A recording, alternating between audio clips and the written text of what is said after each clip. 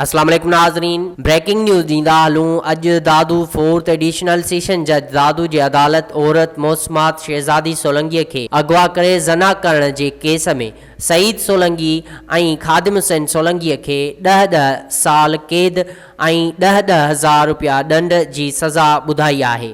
जवाबदारनि खे फौरी तौर हैदराबाद जेल मोकिलियो वियो। ब्रेकिंग न्यूज़ ॾींदा हलूं। अॼु दादू फोर्थ एडिशनल सेशन जज दादू जी अदालत औरत मौसमात शहज़ादी सोलंगी खे अगवा करे ज़ना करण जे केस में सईद सोलंगी ऐं ख़ादिम हुसैन सोलंगी खे 10 साल क़ैद ऐं 10,000 रुपया ॾंड जी सज़ा ॿुधाई आहे।